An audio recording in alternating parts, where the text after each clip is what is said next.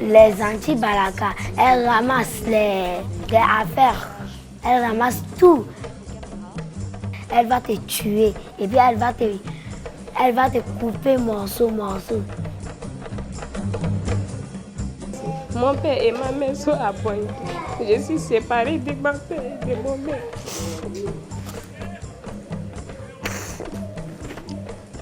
Ces scènes de pillage suivies de témoignages de rescapés illustrent bien l'insécurité qui prévaut à Bangui. Affrontements entre chrétiens et musulmans qui ont contraint plusieurs États africains à rapatrier leurs ressortissants en République centrafricaine. Parmi ces rapatriés, un grand nombre de Maliens à majorité musulmane.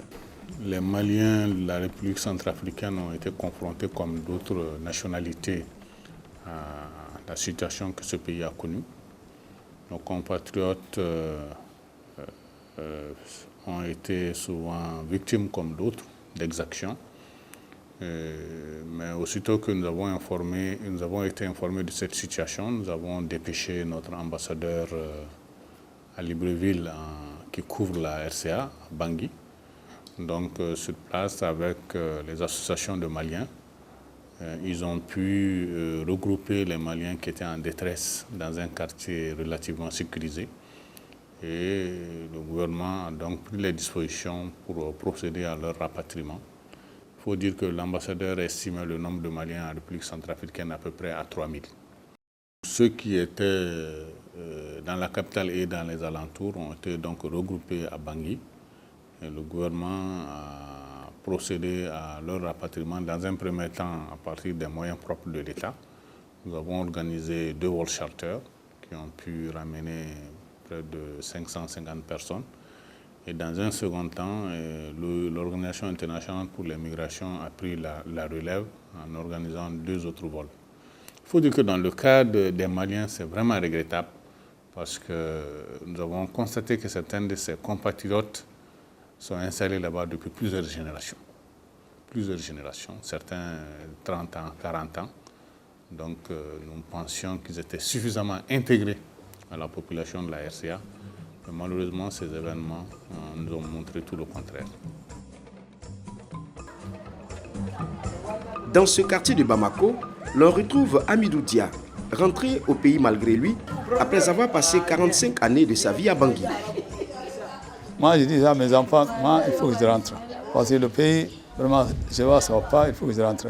Le temps qui est vraiment éclaté aussi, j'ai appelé ma fille, avec mes fils qui sont là-bas, j'ai dit, bon, maintenant, tout le ce que vous faites faire, il faut que vous quittez là-bas. Parce que le pays n'est pas bon. Ils sont tués combien de Maliens maintenant? Maintenant, il y a 4 Maliens qui sont tués. Ils sont morts. Même le soir, ils sont tués derrière moi, il s'appelle Madjou Doukouré. Hein? Jusqu'à présent, on ne sait pas. Bon, il y a des gens qui sont là-bas au Bria. Côté de Bria, Bangui, 600 km. Et ils sont coincés. Ils ne peuvent pas venir avec la route. Bon, et c'est pour ça que maintenant que je crains. Parce que si le gouvernement n'a pas intervenu, vraiment, ça ne va pas. Il a regagné son Mali natal avec quelques-uns de ses enfants, des filles notamment, et garde cependant le contact avec ceux restés à Bangui que Amidou Dia arrive à joindre au téléphone de temps à autre. Pourquoi cette haine? Pourquoi ce jeu contre la communauté musulmane? Alors, la communauté musulmane et la communauté chrétienne est en parfaite harmonie depuis de longue date. Non. Trop c'est trop. Il faut arrêter ces mandats. Ce qu'on a vu là, c'est pas facile. Les Centrafricains, lorsqu'ils sont attaqués à 3 h du matin, c'est quelqu'un qui m'a appelé et dit Aïssata, il ne faut pas sortir. Ils sont attaqués les musulmans. Des coups de feu viennent de retentir. Plusieurs magasins sont pris d'assaut. Les pilleurs, des habitants chrétiens, ils s'en prennent à des boutiques tenues par des musulmans, associés à tort ou à raison aux rebelles de la Séléka. Nous, on est là-bas, grandi là-bas. On connaît là-bas plus que Mali. On a tué mon mari en l'an 2011. J'ai 4 enfants. Je débrouille là-bas pour l'école de mes enfants.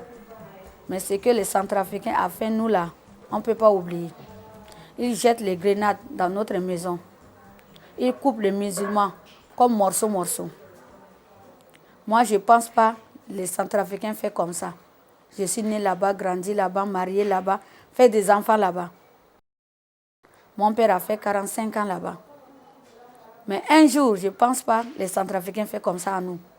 On dit, nous sommes des Maliens. On dit, non, on ne choisit pas les musulmans. Musulmans, c'est musulmans. Il y a beaucoup de gens qui sont venus.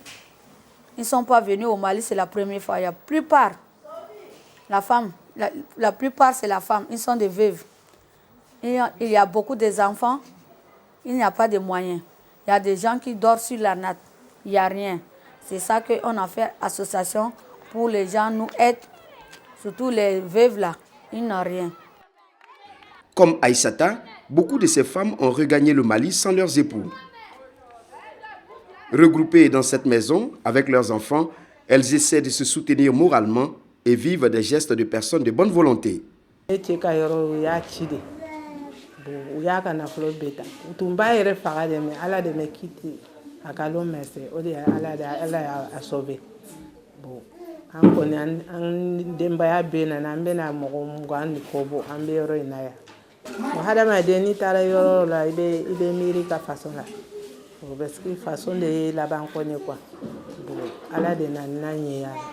Toujours ambe yorom na ambe ala tan parce que ambe dumuni ke alhamdulillah toujours anjigi be yoroina parce que an ka yorodo. Ainsi, la solidarité est la chose la mieux partagée entre ces femmes et aujourd'hui, elles sont particulièrement heureuses. Par petits groupes, elles embarquent dans ce minibus pour se rendre à la cérémonie de distribution de vivres organisée par une ONG en présence des autorités maliennes.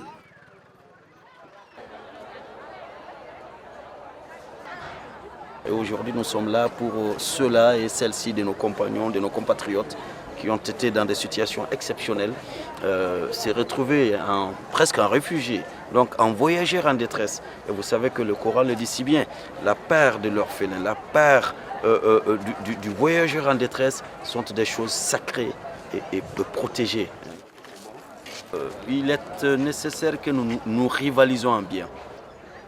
Poser des actes qui créent cet amour qui nous démontre que nous vivons sur une terre des hommes. Au-delà de ce geste de bonne volonté, la situation en République centrafricaine vient interpeller les États sur les conventions et traités qu'ils signent dans le domaine de la protection et de la libre circulation des populations, quel que soit leur lieu de résidence. C'est une véritable déception, parce que nous pensions qu'en Afrique, on avait déjà dépassé ce stade. En tout cas, en ce qui nous concerne au niveau de l'Afrique de l'Ouest, la libre circulation, la résidence et l'établissement constituent désormais une réalité. Nous pensions que l'Union africaine allait nous conduire à faire de cela une réalité également au niveau de l'ensemble du continent. Mais nous nous réveillons de manière brutale avec ces événements de Bangui qui prouvent que le chemin de l'intégration africaine est encore loin, très long chemin. Donc ça veut dire que les autorités de nos différents pays doivent encore faire du travail en matière de sensibilisation. Droit Libre TV, la web télé 100% droits humains, 100% liberté d'expression.